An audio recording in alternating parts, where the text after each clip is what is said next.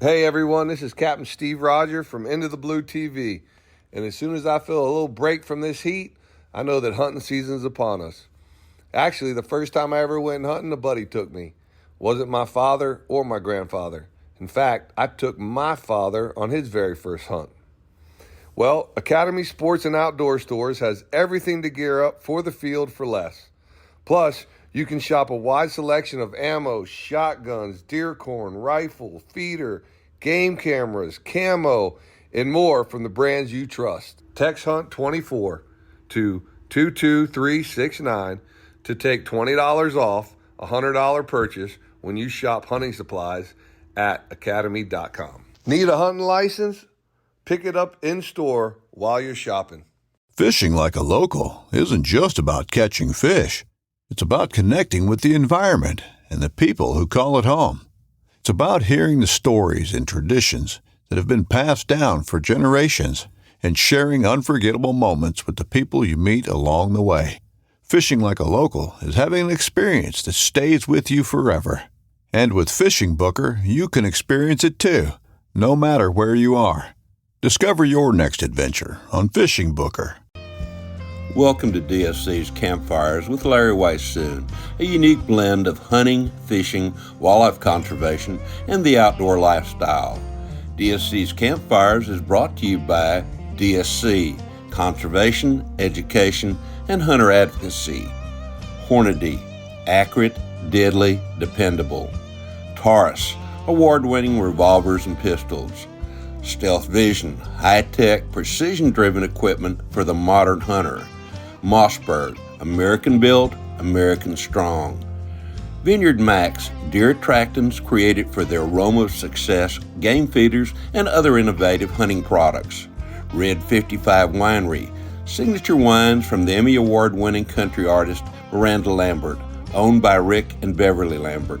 Ladies and gentlemen, welcome to another episode of DSC's Campfires, coming to you this time from the Choctaw Hunting Lodge in Oklahoma. As far as I'm concerned, one of the finest places on earth, and I'm so privileged and honored to have Mr. Dusty Vickery, who runs the hunting operation, Dr. Mike Arnold from the University of Georgia, and his lovely lady, Miss Frances, here with me today. We've just completed a hunt, thanks to Choctaw, when you get right down to it. Mine was covered a little bit by Aviant and some of the others, and you were very graciously invited by Dusty when we were at the where were we? At Stealth Vision, weren't we?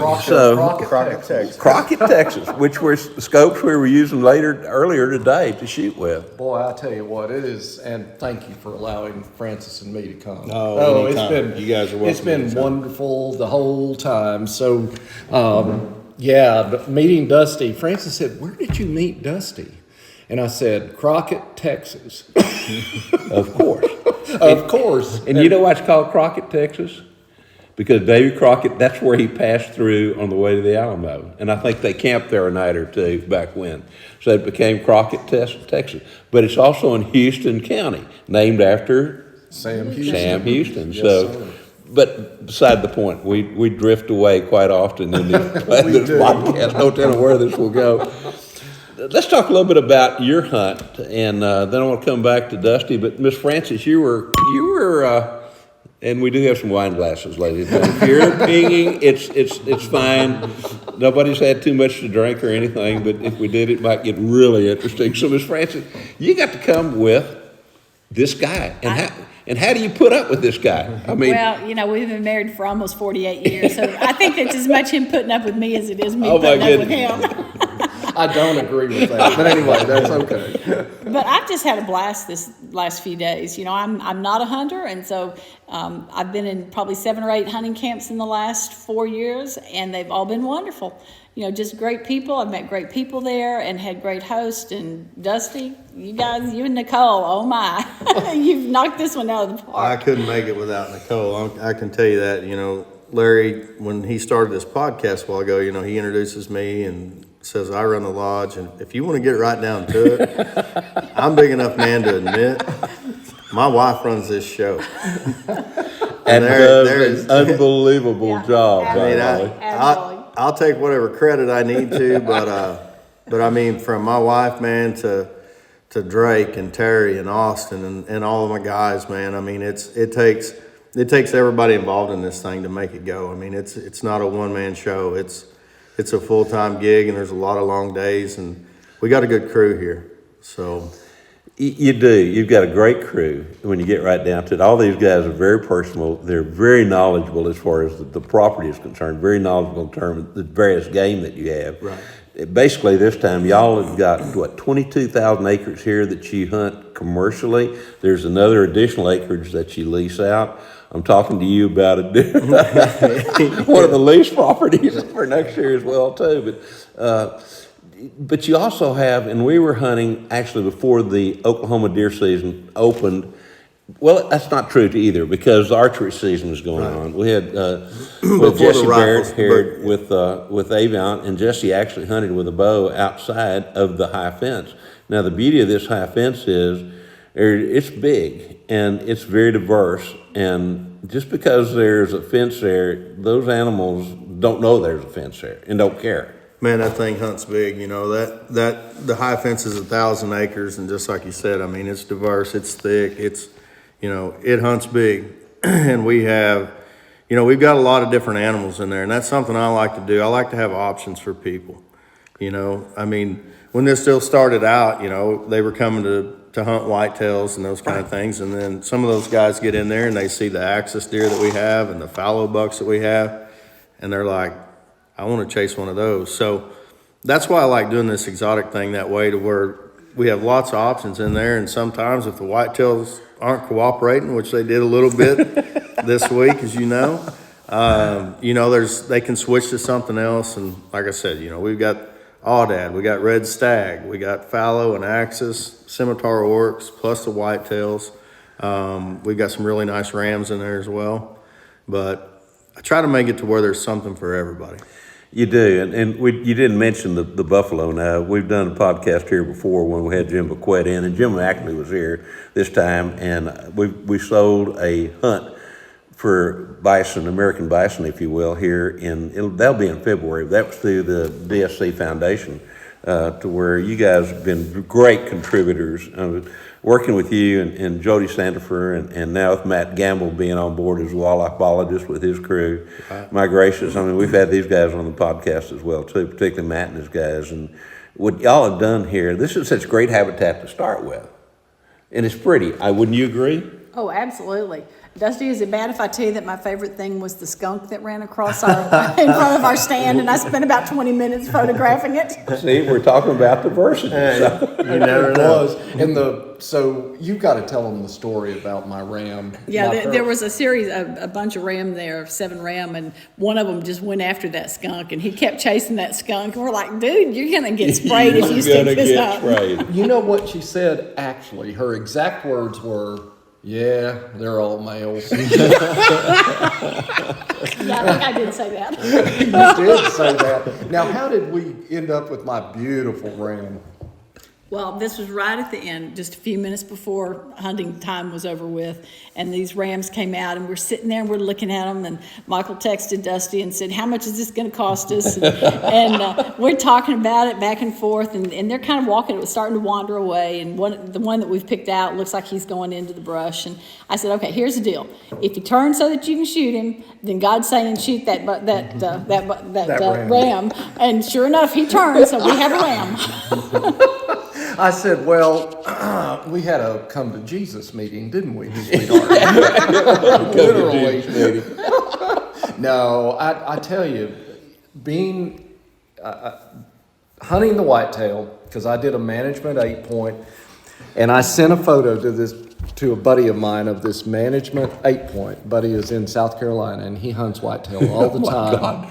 He didn't believe your management, did he? And I said, it's a management 8-point. They didn't want him out there I'm a geneticist and a biologist. They didn't want him out there making babies. I sent that photo to my buddy, Kane, and he wrote back and said, they have different standards in Oklahoma.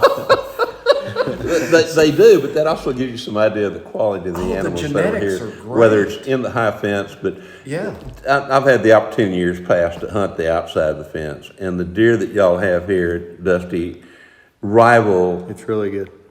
Canada. They do. The genetics. You have not you seen must some have. of And the. it's just this area in southeastern Oklahoma. I mean, and you see people, you can talk about protein feeds, you can talk about all these different things and trying to grow big deer, but at the end of the day, they've either got it in them or they don't. We broke that, busted that whitetail buck when we were going to the long range.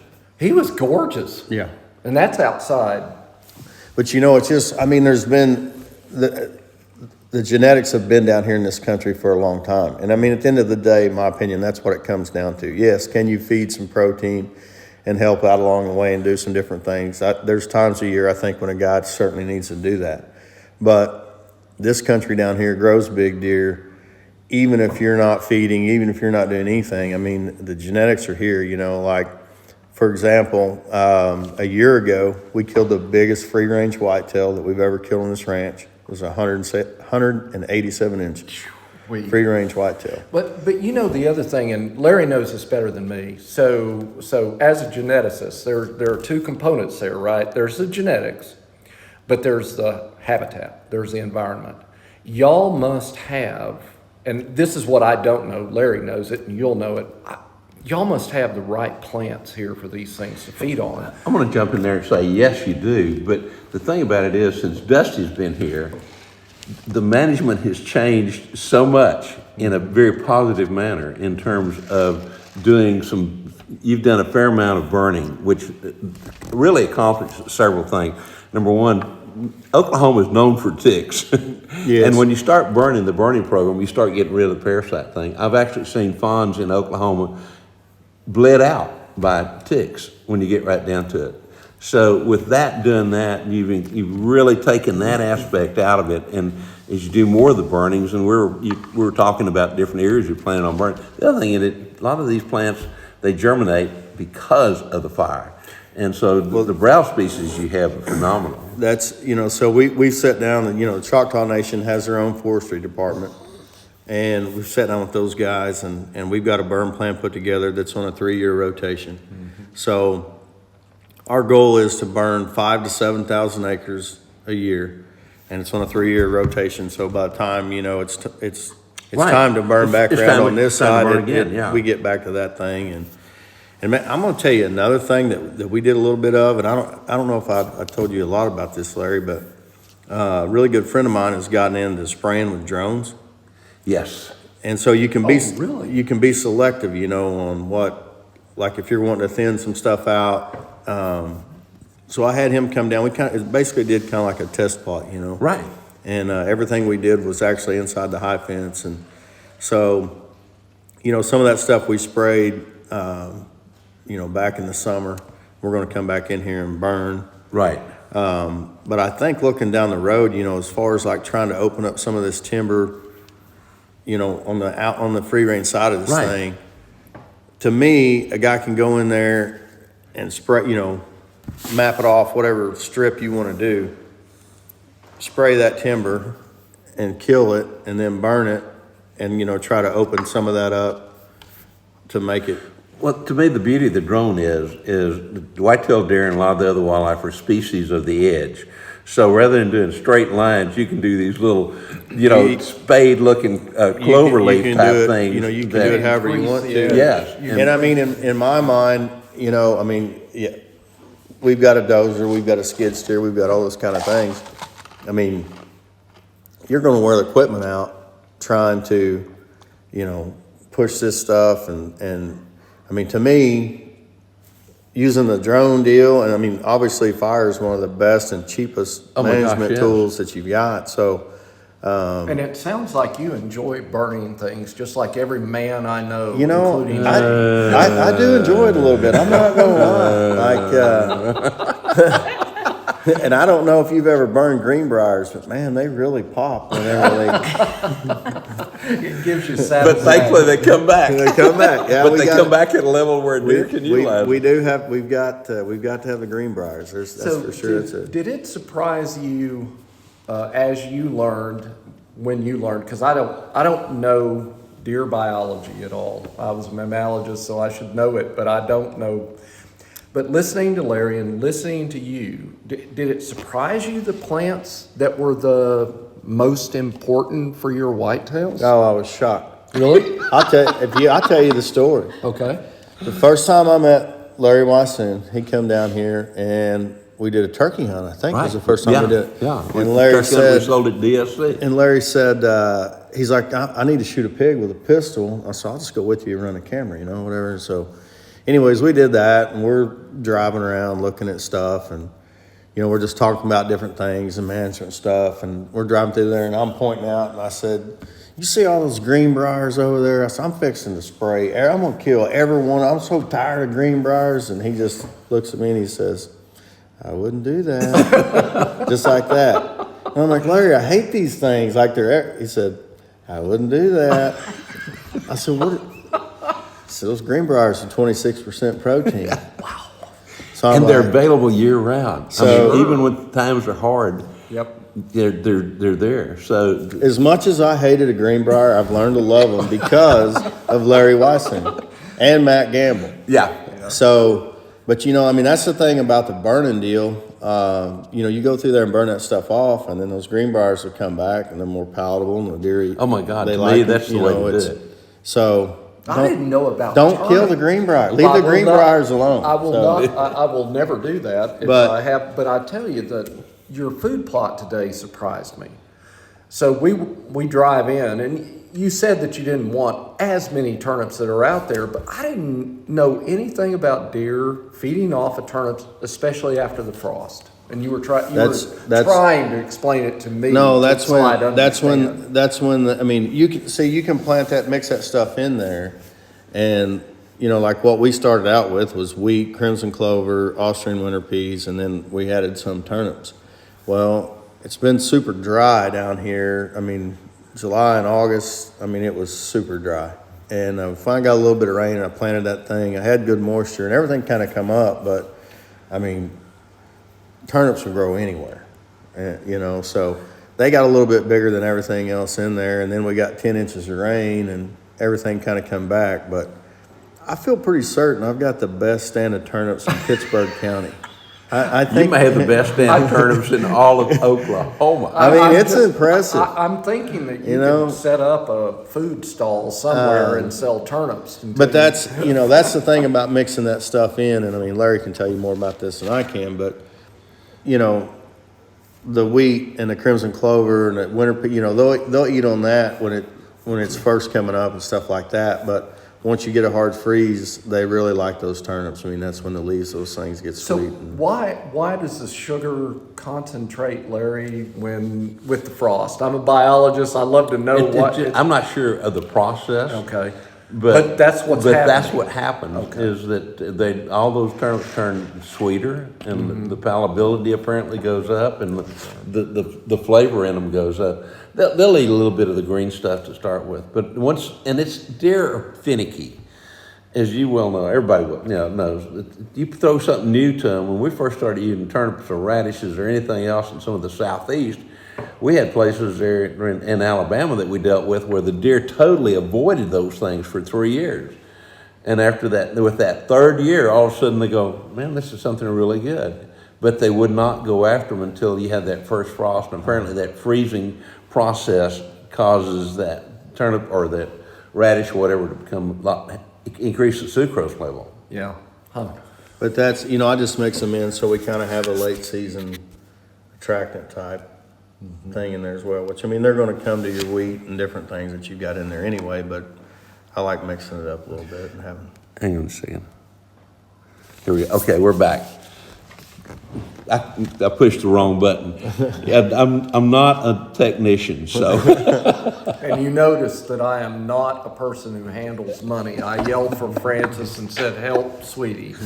We talked about that a little bit earlier, didn't we? With Francis? What's his job? His job's to make the money, quote unquote. No, and to get us here. And he gets us here on our travels, and then I have to keep us alive while we're there.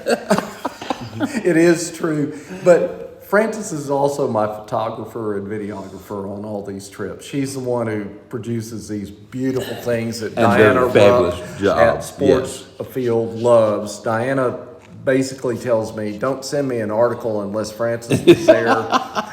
Seriously, she does. No, I understand. I totally understand. Do you enjoy that? Oh, part? absolutely. It's my favorite thing. I want to learn more about the camera and hopefully retire soon and have some time to actually do that. Let's talk a little bit more about the skunk. And were you able to capture that on film or on footage? Or I didn't. on I photos? didn't video it, but I took tons and tons of photos of it, and I had the telephoto lens on at the time, so they're pretty up close. So I'm really excited about those. I've seen skunks, unless they were rabid or something like that. Normally, they avoided any kind of conflict. He was going through. So as a mammalogist, this is something I know.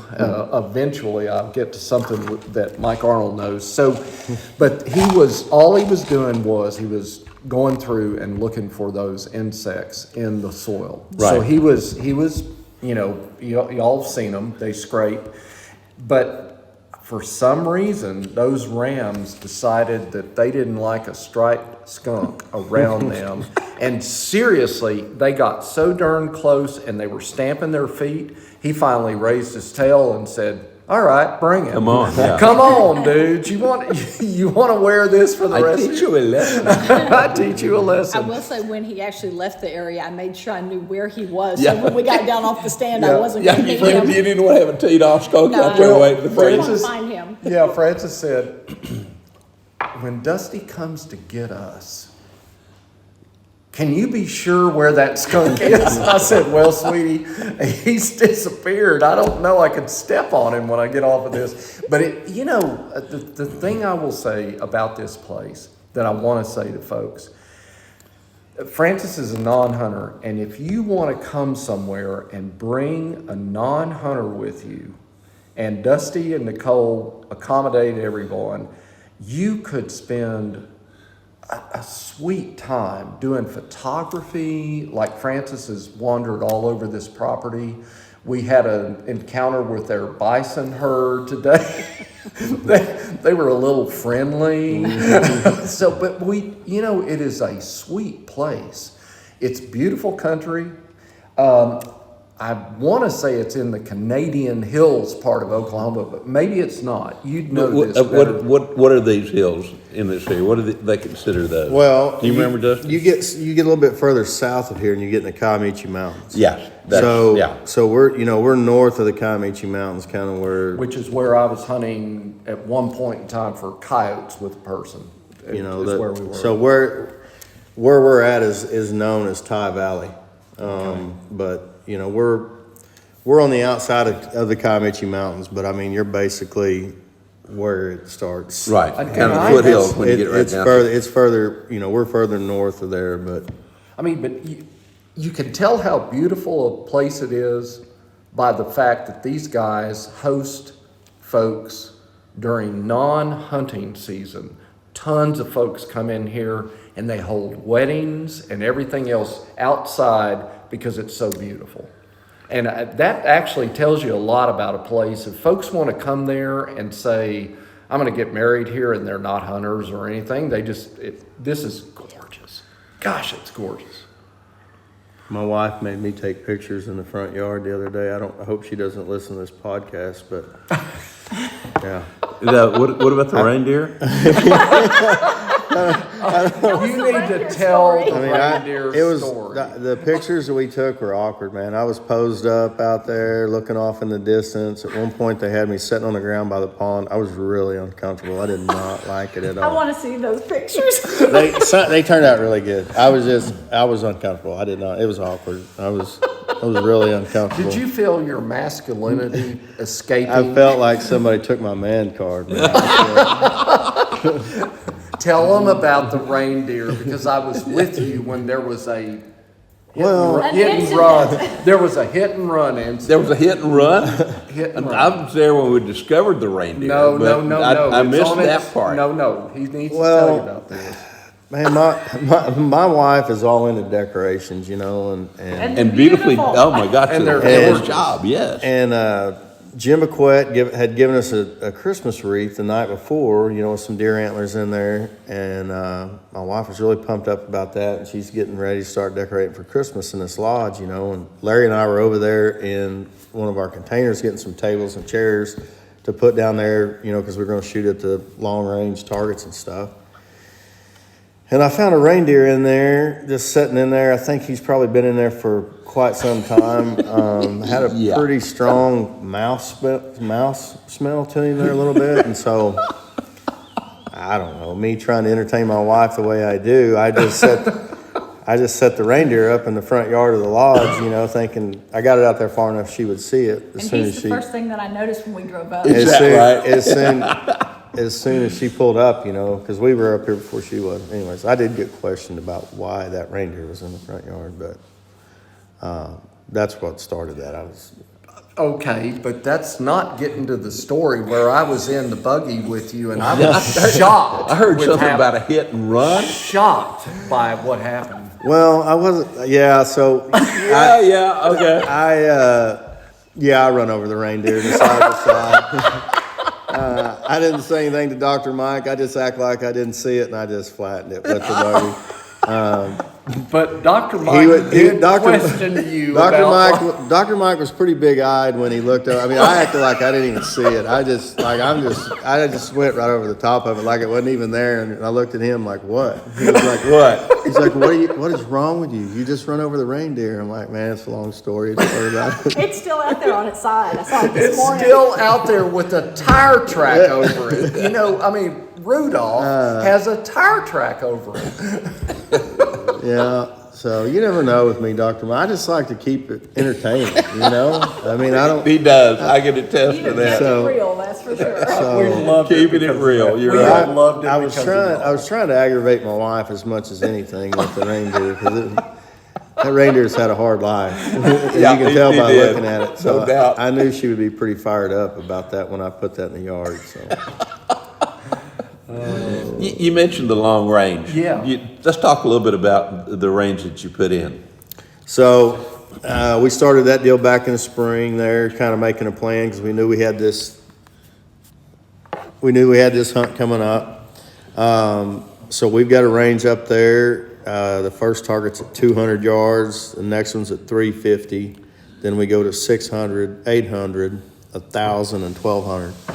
And as you know, you guys seen there, it's not just a flat shot across there. It's an old fire break that drops down off of, the top of the mountain there and then comes up on the other side. And it kind of puts a twist on things, I think, a little bit as far as shooting downhill and then you're pretty level at 600 and 800 and then shooting up the hill at 1,200. But, we wanted to do it for this hunt, especially with the testing these barrels and shooting these guns and all these kind of things. But man, I get more and more people coming through here, especially in the wintertime, hog hunters and stuff that want, that are asking for long range targets. And there's a lot of people, even people that don't come through here. I'm just saying there's a lot of people anymore that are really into that long range thing. Yeah. There's not, I don't know that somebody else may have one down here somewhere, but if they do, I don't know about it. Yeah, exactly. And I don't know, it's just something we want to put together, for our customers that come through here. Plus, if people that want to come and shoot, that option will be available this winter as well. So if I can say one thing, so I have been asked to review, and Larry knows this, I'm not a long range shooter. I never aspired to do that. I never thought I would. But I have now shot at a mile twice with two different rifles.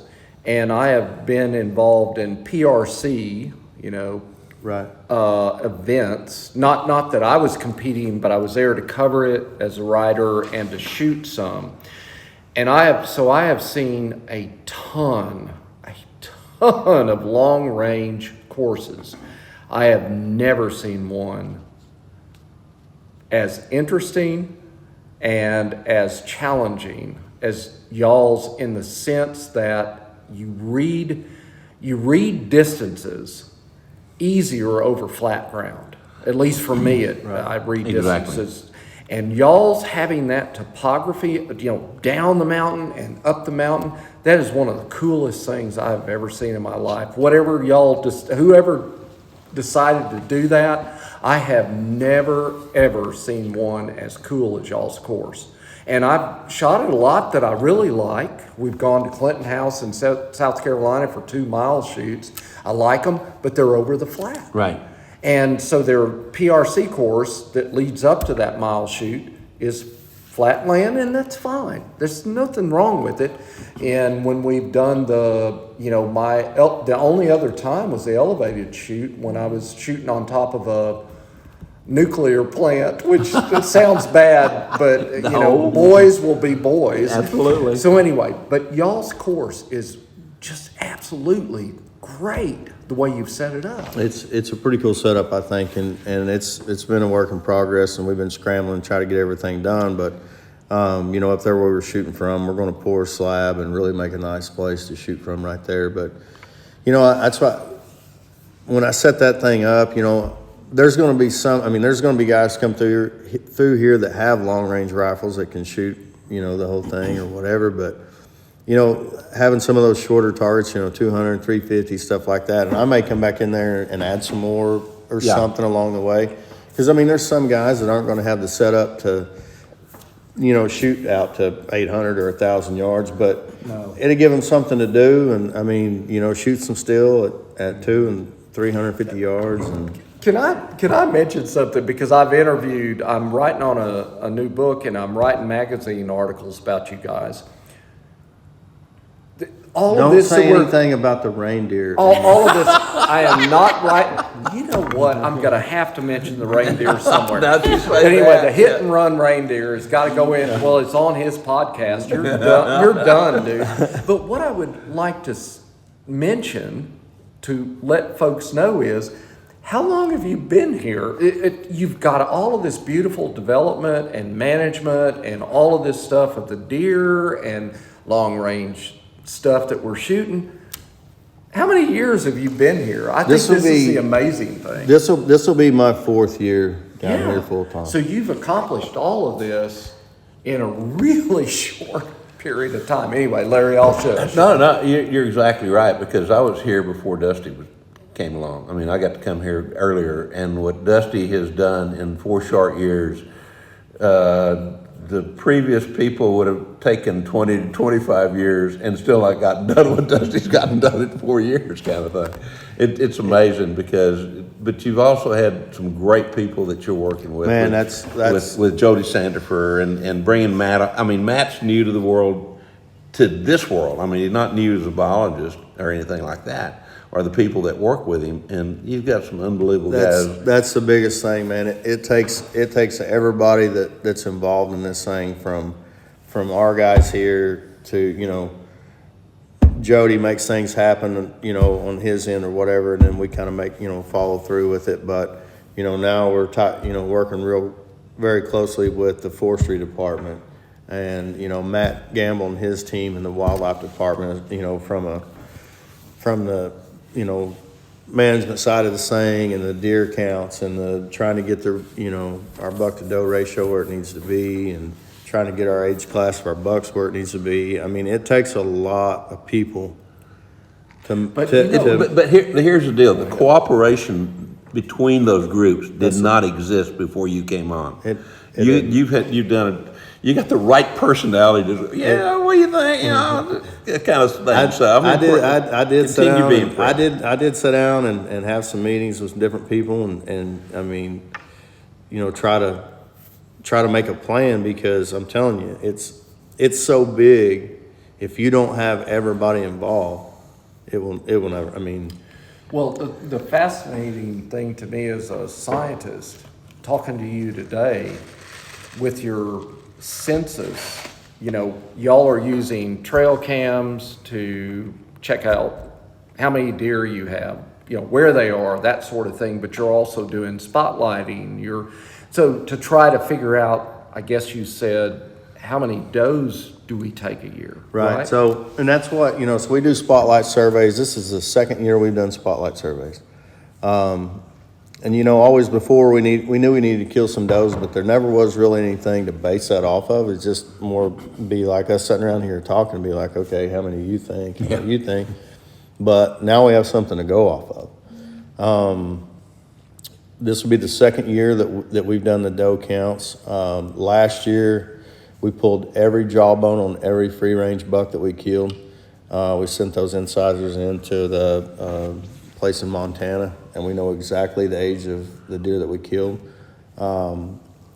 Right going into this year, our buck to doe ratio was about, it was just a little over, it was just a little bit over 2 to 1, closer to 3 to 1 actually. Where do you want it as a deer biologist or Larry? I don't know, so I don't know what the answer These is. guys are approaching to me, in a real world situation, live, outside, no control, particularly with neighbors and things like that, like 1 to 2 to 1 to 2.5 kind of thing. Buck to doe. Buck to doe, 1 buck over 2.5 does. It's kind of where you shoot for. In a natural, I've been fortunate to have looked at property that was so huge that was not hunted. So you got into the center of it to where there wasn't influences pulling deer off. And there, the buck to doe ratio in every instance when we looked at it was 1 buck to every 1.5 does. So that is, to me, that's the natural, if you will, buck doe ratio. How do you manage, for both of you guys, once again, a nerdy biologist is coming out, so how do you deal with the fact that you're not the only ones shooting those deer in the native, the wild, because your neighbors are shooting them too, and they're going to be, hey, I want a doe for my freeze, whatever it is. How do you manage? How do you work with that? Man, I'm gonna be honest with you. Where we're located, I mean, there's a little bit of that that's gonna go on, but not a lot, really. Okay. I mean, And you're big enough to where you can have influence on what's Because going on of in 21,000 the interior. acres. I mean, But the other side of it is too, and I'm going to interrupt you. There's several people who all of a sudden go, "My God, those guys are producing really good animals over there. What are they doing?" And so the next thing you know, you're going, "Well, we're shooting does, and we're letting our 2.5 and year and a half old bucks go by, and next thing it multiplies as you go." So you start with a good program, and then that program, people go, maybe we'll try that kind of thing. Really, our neighbors that are the closest to us as far as across the road. I mean, a lot of the deer that I have on camera, he has on camera, and he and I talk a lot, and he and I are good friends. I mean, they're doing the same thing we are as far as they don't shoot young bucks. They don't shoot, they're shooting mature deer. And that's one thing that I did when I got the chance to. I actually cut the number of trophy bucks on the outside. I cut it in half. I've done 12 free-range trophy whitetail hunts for the last 2 years before they were killing 25 plus. Yeah. And there was really there was too many 3 and 4 year old bucks being killed. So like we've been real selective and real direct, I guess is a way to say it, as far as the bucks that we want to kill. One thing I'm seeing now is we've got a lot of mainframe 8 pointers that are going to be in that 5+ range. I mean, 5, 6, 7. That's something in my mind we need to work on as much as the does at this point. Everything is going the right directions. Right now, the 1st of October, if that thing had antlers on his head, we had more bucks on camera than we've ever seen. From a 1.5 old deer to whatever you want to call him, 5.5, 6.5, 7.5. The buck numbers have, in the last 2 years, has exploded. And that's what we're trying to do. And from an age class standpoint, we've got some really nice deer. But there's a lot of them old 8 pointers that have been here for a long time that's my next goal, is that's the ones we need to work on as well. So did Mr. Whitetail help you think through this management program a little bit? Thank God he did. We've had a lot of friendly discussions about all this. So. I'm not an expert. Nobody is. It's a continual learning process. I'm a redneck from Mink, Oklahoma, and I can talk real fast sometimes. Real fast. But no, I've hunted all my life and been around this thing, and I'll tell you straight up, I've learned more from Larry and Matt Gamble in the last. Well, known Larry longer than I've known Matt, but in the last 2 or 3 years, I've learned more from those guys about habitat and, nutrition and different things. I mean, hell, I was fixing to spray all the greenbriers on the whole ranch. Thank God I probably didn't. the next thing you want to do is spray all the board arc. Hey, I got my buddy on speed dial with that drone. I'd be laying it down. Thank God I didn't do that. What you need to do, I can still sense a little bit of bitterness in your soul. What you need to do is to take, a third of an acre somewhere and just go out there and spray it every year, just to kill them, and just walk away muttering to yourself that you've killed every one of those green. Don't kill them all on your property, but choose a little bitty section that you can murder them on. But you can. I mean, like this last spring, we had a really wet spring, and it was green for a really long time, and I mean, there was just so much feed out there for them, and I'll be honest with you. I've been a feed guy all my life, and being down here, I'm thinking we're feeding protein year round, and we're doing this and we're doing that. You don't have to do that. Let me back up. If it's a wet spring and it's not a drought like it was a couple of years ago, you can't put what's out there in that feeder. That man right there taught me that. So there's something to be said about the juice and the green stuff when you get right down to it that really makes all the difference in the world as far as I'm concerned. I mean, yeah, you can dry it and put it in a feed trough, and that's helping to some extent. But the natural stuff, and again, I want to come back to some of the burning that you're going to be doing here. There's so many browse species that require fire for germination. And just like with the greenbrier, I know it's going to happen. You're going to burn off the tops of it, and it's going to come back with all these little green tendrils that are very high in protein, very high, and high in everything kind of thing. And that's going to be a huge, huge benefit. And as you go into these 3 to 5 years, you're never going to get it so high that you need to have deer that are 10 feet tall to where they can reach the top. And that's where a lot of it is right now. Yeah, it is. Because I mean, so much of this stuff has not been burned, and it's been let go for several years. And why is once again I'm geeking out on you and asking a question I have no clue. Why is I've written in my phone to send myself an email about this? Why is it a 3-year rotation of burning? Well, what are you trying to keep to a certain height or whatever? Well, so you don't want to come in here and burn the same area every single year. Mm-hmm. Now, if you're a cattle farmer and you're trying, there's different guys that will burn like that. But as far as from a deer habitat standpoint, you don't want to burn it every year. You'll kill everything out. Sure. So by doing that rotation, we burnt this way last year. So we give it a couple of years off, and then,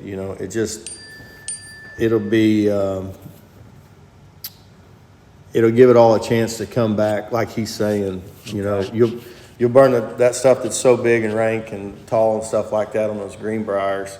Once you burn that off, it'll come back and they'll eat it better than before. And about 3 to 5 years is a time that you get growth up so tall again that, okay, now that's taller than what a deer can reach. And that's all, we're talking about perennial plants, things like we're talking about greenbriers. perennial, but there are also some annuals that require fire germination that are really, really good for animals as well too. So, and with that, about every 3 to 5 years, and it kind of depends too on whether it's 3 years or 5 years as to what kind of fuel you have. And you don't want to fire so blooming hot that it destroys all the seeds that are there and burns plants, down into the roots kind of thing. And like we were talking on that timber a while ago, if you burn every single year, you're eventually going to burn all of your timber out. And you don't want to do that. You just want to try to open that canopy a little bit. But there's so much of this stuff to where, you've got big timber and there's small sprouts. And I mean, I can show you places where, pine trees are coming in that are this big around, and you couldn't crawl through it if you had to. The stuff like that's so thick is what needs to be opened up. And I mean, the more you can burn underneath that stuff and try to open that canopy up a little bit, the better habitat you're going to have. Yeah. And that's not because I'm not trying to sit here and tell you what I know what I'm talking about. I learned that from him and Matt Gamble. When you get right down to a lot of that's common sense. Yeah. You know, that It shows you sunlight how needs- much common sense I have, 'cause I didn't know sunlight that. needs to penetrate to the ground so that plants can grow there as well too. Well, it's like the nuclear explosion they had in Yellowstone because they wouldn't let them burn the darn place ever, and they built up. But seriously, I'm Yes. a biologist Yes. and I'm also an ecologist. But we can't let it burn. That would be a bad Oh, thing. my And God. the darn fuel built up so thick that when it did go off, they couldn't stop it, and it burned everything to ash. and all that country evolved with fires. Fire. You know, periodic fires. And when you do that, they saw what happened because they said, "Oh my God, we can't have fires. Can't have fires." Mm-hmm. But it made a difference. It's making a huge difference here with what these guys will be able to do, particularly in terms of browse species and not just for anytime. The thing about it, anytime you do anything for habitat work for like turkeys, you got a fair amount of turkeys here. You got black bear here. You got white-tailed deer here. Talking about native species. Whenever you do something for them, it's the non-game species and the habitat itself that benefits so much more than what the benefit that goes to these quote-unquote targeted species. Well, and also, I think what you just named, all of those different species, and we can think about songbirds and Right, insects exactly. and everything else, but every one of those species you just named has a different ecosystem, different niche. And so you providing it's not like we're just getting whitetail habitat. No. You're doing bear. I mean, y'all showed me a photograph of a bear that I would not have wanted to have met in the dark. I mean, they have huge black bear here. Oh yeah, they do. And they have all of these different animals here, and the reason is because it's a landscape-wide conservation that y'all are doing. And I mean, honestly, when you get right down to it on that burn program, I mean, that burning helps the turkeys as much as anything. Oh my God, yes. Like, It does. I mean, and we've actually, I haven't even told you about this yet, Larry, but we've actually got a research project that's going to kick off here at some point with the university here, with a turkey research project. It's going to be a really cool thing. So Perfect. It'll Perfect. be, Perfect. You do realize you're going to have to talk to scientists, and they are really dumb people. Because I'm And one of boring, them. and boring. Did you just boring. hear my sweet wife? And boring. If she wants to go to sleep, she asked me, Sweetie, what did you do today at work? I'm just warning you. maybe I live in that world. Maybe I'll keep you on speed dial. There you go. And I can talk to them, and they'll be all happy and everything, and they won't bug you. No, I think he was saying when he couldn't sleep, he'd call. Oh, thank you, sweetheart. That probably is what he meant. Thank you. Well, since you mentioned what do you do today, Mike? What and Miss Francis both? You've got some projects you're working on right now as well too. The book that you did, Bring Back the Line, is out of this world good. The writings that you do for Sports at Field and now for DSC Game Trails and a bunch of others, and the reviews that you do are out of this world as far as I'm concerned, and they're truthful, which I truly appreciate. But I know that you're working on a new book right now as well too, and you mentioned that there are some chapters that will appear based upon your conversations here with Dusty and being here on the Choctaw. Absolutely. So I finished 12 chapters so far. I finished the 12th chapter flying across here to DFW.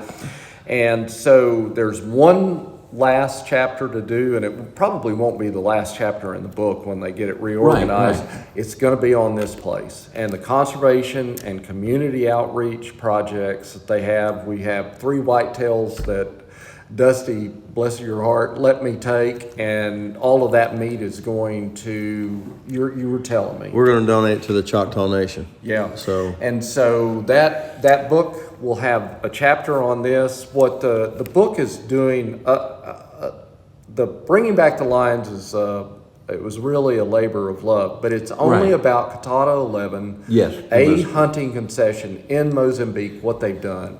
So what this new book is doing is looking at Europe, looking at Africa, a bunch Right. of different countries, looking at North America, looking at Mexico, and asking what are the models that people are doing and applying in conservation using hunting, using our sport, our passion. And so here is a perfect example of folks doing the hard work to keep the whole natural system together. And so that, yes, and there'll be a lot of magazine articles and things like that coming out And too. I've already read the first 11 chapters, and it's going to be great. Well, I know that how Mike writes, and I love his style, and I love how he writes, and all the other, but I also love your photographs. So I got a feeling that he's putting in the words, you're putting in the photos, and so that's an absolutely fantastic combination. It's a fun combination. We're enjoying doing it. Well, okay, sweetie, I'm going to have to brag on you. Diana Rupp at Sports-A-Field does not want my articles. She wants Francis's photographs. All right, I'm so sorry. She could wants write the photograph, articles. and then your words should just kind of fill in the space, right? Yes.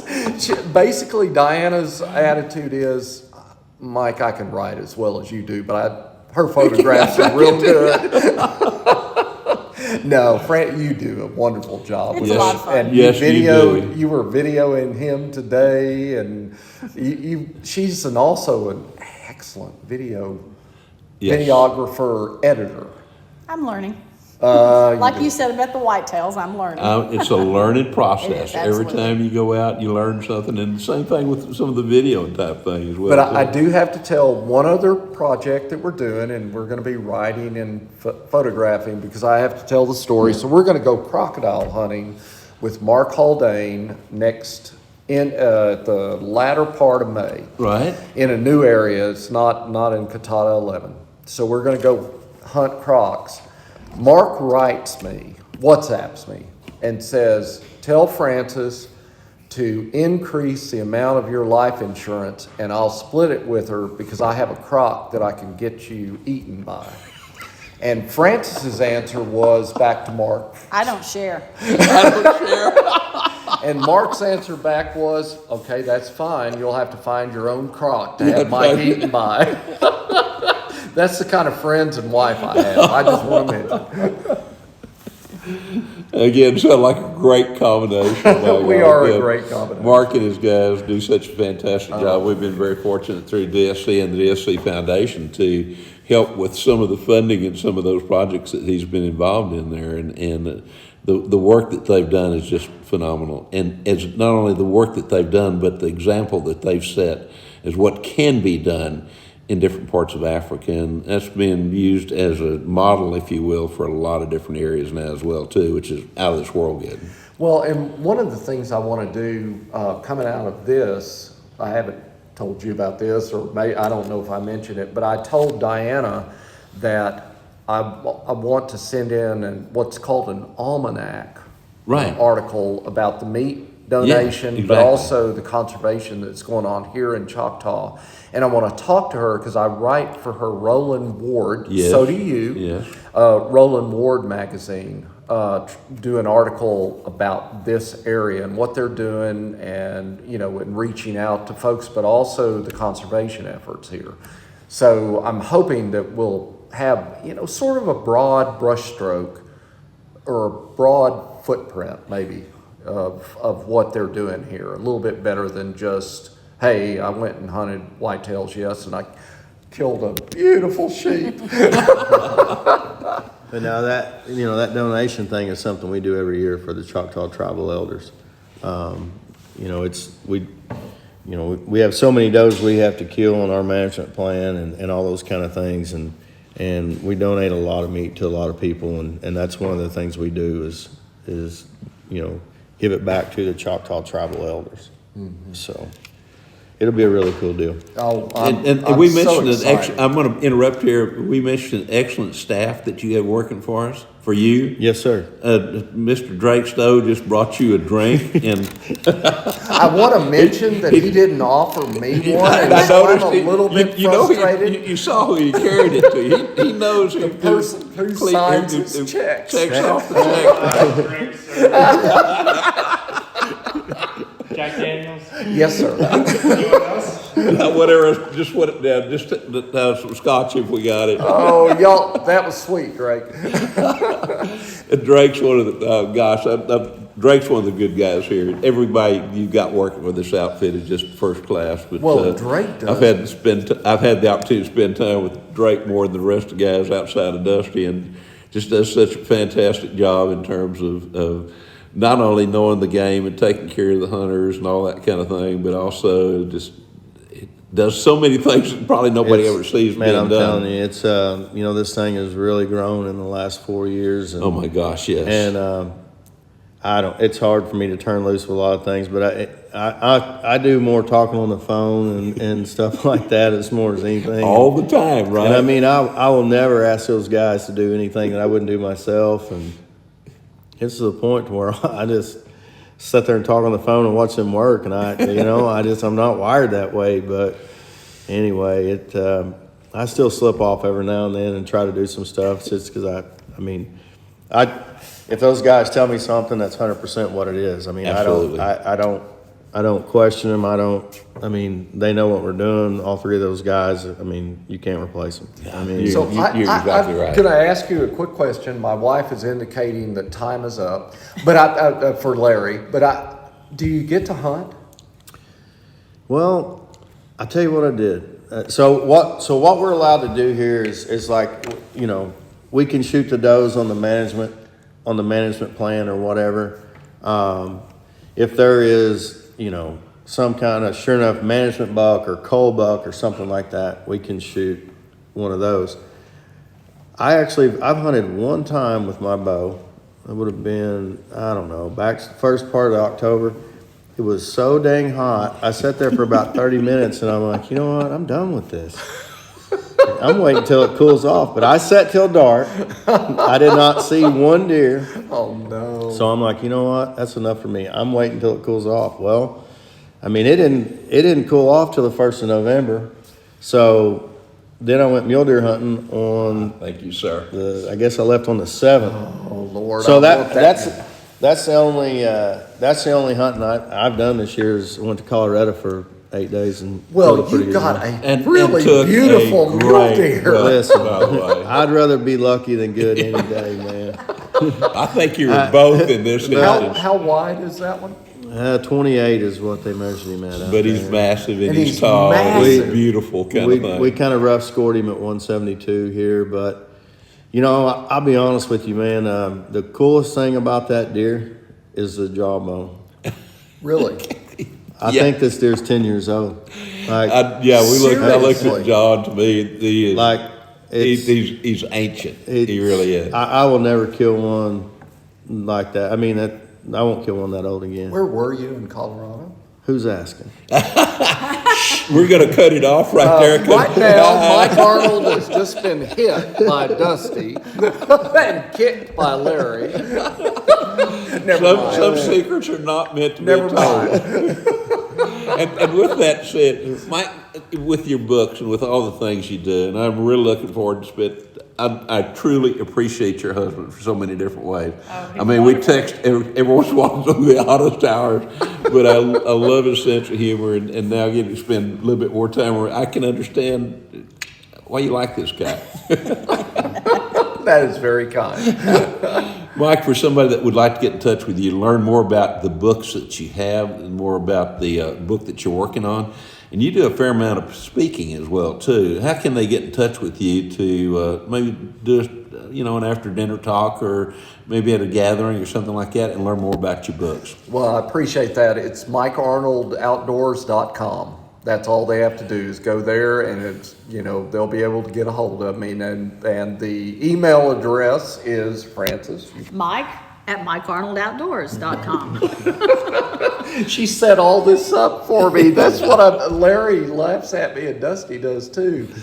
I don't think I could get dressed in the morning if I wasn't married to Francis, And most men say, well, yeah, my wife tells me what to wear, but I ask Francis what to wear. Well, I'll tell you what, he looked pretty dapper going out on the hunt. I have to give him he's credit. got it You did, Miss Francis, you did good.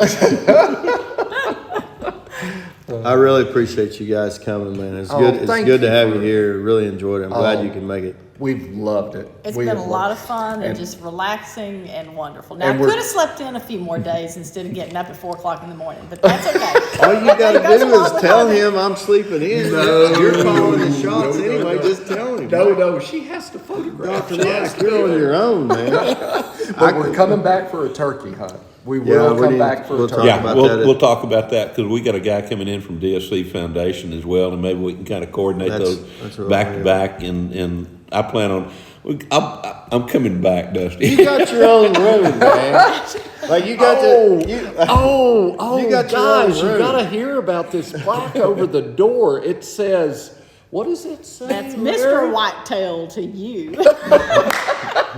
And that's Nicole's doing, and I'm so truly honored. I mean, I'm just going to go ahead and throw this out there. If anyone is coming to the lodge the same time that Larry Wysoon is going to be here, you won't be staying in that first room right there. No, I sir. I can assure you that won't happen. You will be sleeping Anybody outside. is welcome here anytime. We'd love to have everybody, but my wife will be guarding that door right there.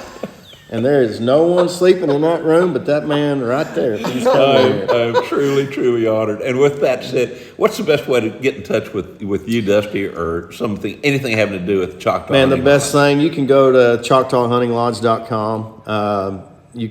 The best thing to do is to email us there, honestly, because it will Right. go to 3 of us at the same time and somebody will get in contact with you. We're on Facebook as well, Choctaw Hunting Lodge, but the website's the best thing to do. And my cell phone number's on there. I think my wife's is on there as well, but the email is the best, but you can call any of us at any time and we'll do what we can to put it together for you. Well, with all that said, I've told you this before. This is one of my favorite places on earth, and it has more to do with the people and a bunch of other things, but particularly you and Nicole and the people that you have working here Man, for you. This you is helped- one of my favorite. It is my favorite place. You've helped me a lot, man, and I hope you understand how much I appreciate everything you've done for me. It's been in a this mutual place. thing, and as I like to say, we're just getting started. You have told me that a couple of times. Ladies and gentlemen, thank y'all so very much, and I want to really thank you, Miss Francis, Jude, Mike, and Dusty for sitting around the campfire with us a little bit and just kind of telling stories and a few other things. And I think you can tell from, if you listen through the majority of this, that this is an absolutely fantastic group. You understand why I really enjoy their company and why I keep coming back here and why I have Mike back on the podcast as often as I can. But thank y'all for joining us. We'll be right back here next week, same time. And there's no telling where we'll be around the campfire or who will be there with us, but we'll do our best to try to entertain you and maybe teach you a little something without you even realize that you're learning something. Thank you for being with us. DSC's Campfires has also been brought to you by the Crown Bar in LaGrange, Texas, Texas Wildlife Association, Habit, Our Gear, Your Adventure, Double Nickel Taxidermy, and Burnham Brothers Game Calls.